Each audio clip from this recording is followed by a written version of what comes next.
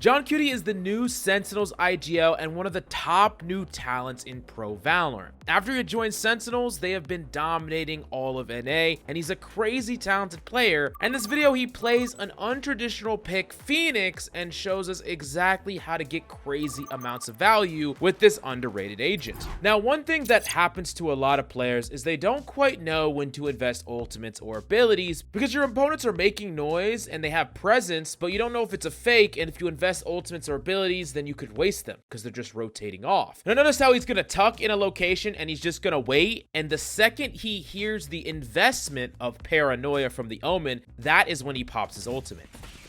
Done. Come on, let's go! Watch your eyes! Someone. Oh, what the hell? Going up. This gives them confirmation that at the very least, they're investing a powerful utility, and it also means they're pushed up enough to try to capitalize on the space generated by the paranoia. So ability comes out, he pops an ult, and the takeaway for you is oftentimes you want to invest your ultimates and your abilities when your opponents are investing. So even if they are committing to a fake, they're still utilizing their utility to do so, and at least someone is going to get caught by your ultimate. Yeah, he's flanking. I have your heaven. We're just walking bottom mid. Wait, he's gonna get orb C. Yeah. Can get up here. I'm gonna just run C. Just run C. Oh fuck, he okay. 10 seconds left. He committed it. Spike planted. It's crazy. Now, after a series of trades, John's Killjoy dies, and the call was made that Omen would grab the orb, ult, and then grab Spike and plant C. Now, in response to this, John and his Omen actually run C and then walk right before they get there, because they were actually able to predict this play, because with the kill that Omen got plus the orb, he can get his ultimate. But the crazy thing is that the Omen predicted that they would know this or think about this, and he just commits A. That's a crazy level of mind games here, where the Omen respected the enemy team's game sense enough to predict that they would actually be holding him for his return C. That's pretty insane, but it's insane what we're offering on the SkillCapped website. Specifically, our Aim God course teaches you everything you need to start winning your 1v1s, hitting more headshots, and quickly climbing the ranks. And the craziest thing is that we offer a money-back guarantee. Literally, if you are in any rank and you can't climb, we will refund you after you use our product and it doesn't work. So there's literally zero risk, and if you really want to improve, check it out right now down below.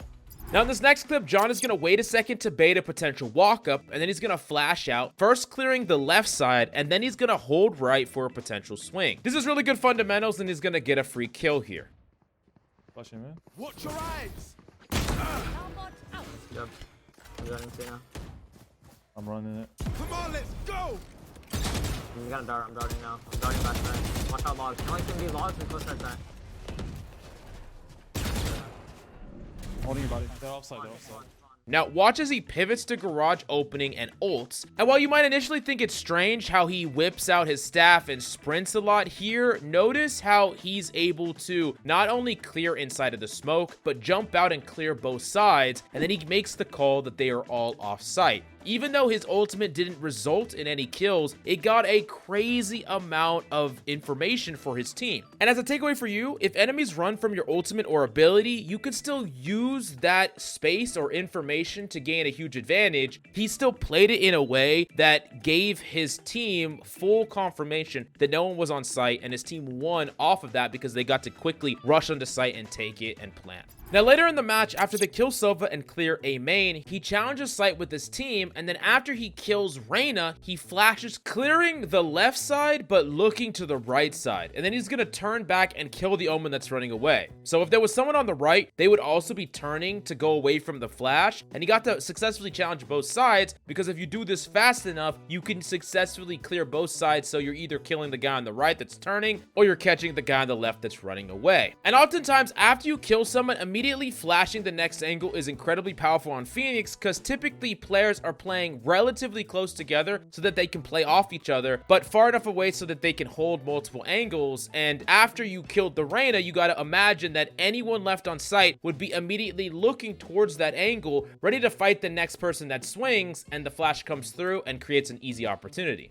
Now, in this next section, going for a fast garage take, I want you to notice how he mollies to prevent getting pushed, plus ults, plus flashes and challenges. Careful now. My Come on, let's go. He's a Go back deep, go back deep, go back deep.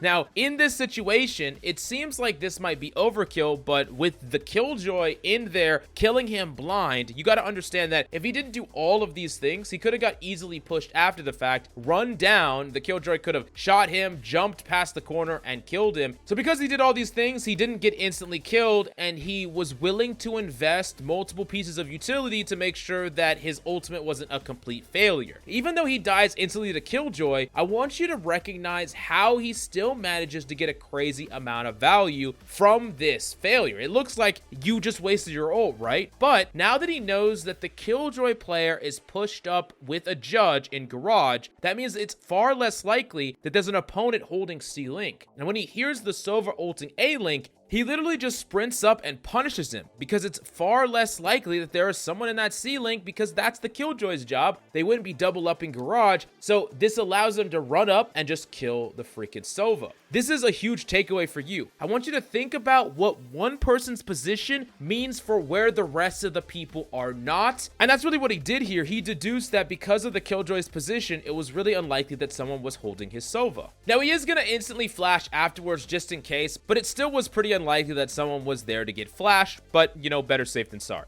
Now, they will actually plant B, but I want you to watch what he does here that's a little bit unorthodox. We can get off. Watch them run. I have 2 Can you mollies get for free? vault. No, nothing good. Let me know when to molly. I like this. Put down. Got mine. I'm mollies on. Instead of leaving, he's going to wait as long as possible in the enemy Killjoy ult, and he's going to start to spray right before getting stunned. He actually does kill the Killjoy and gets Reyna incredibly low before dying, and both of these players got really freaking mad at him. Reyna is freaking shooting his body, and Killjoy is typing to him. So the question is, was this a bad play? Him standing in the Killjoy lockdown? Well, you got to understand a couple of things. Number one, he had no utility, and he had no shield and relatively low health, and making a one and done play can actually be viable here. Plus, this is the sort of mix-up that higher ranked players that have a very linear way of thinking, they think every time they do one thing, your opponent's going to act in this exact same way. They get thrown off by a play like this. And what I would tell to you as a takeaway is I want you to not be afraid to experiment and go with your instincts on an unorthodox play, but make sure that every time you try to do something like this, I want you to evaluate afterwards why it failed or why it succeeded, and make sure that you're not constantly relying on your instincts and making plays that just don't make sense or don't work. But if you have a feeling that because you're using a mix-up, you can completely throw off the enemy's groove and do something that they won't expect, go for it, but just evaluate it afterwards. Now, this next one is a mistake that a lot of players make, and they did it so right in this that I have to really emphasize it. Still short. Enemy spotted A. Flashing this. Flash. He has to be close. That's done. Run that. Reloading. Run that. 2 block. I'll drop. Sorry. So after his team played default for a while, I want you to watch how they carefully retake A main space. They're going to clear every cubby, and he flashes A main, and guess what? There was a jet with knives there that he got to kill for free. And this is the #1 way people in low elo die. It's they don't re-clear abandoned space. Just because you did control A main at one point doesn't mean you always control A main. And if you don't put in resources, abilities, your time, swinging as a team into clearing these spaces, you can just walk by people and just let them kill your whole team. And this is why whenever you watch people smurfing, you see that they just get so many free kills just tucking up in an angle that people rotate back into. They just assume that your opponents are not taking any space while you're gone, but it happens all the time. And if you can scout it out, you can shut it down. But if you're tired of losing to Smurfs, we give you all the tools you need to shut them down on the SkillCapped website. So definitely go check it out right now down below. Thank you so much for coming by, and we'll see you next time.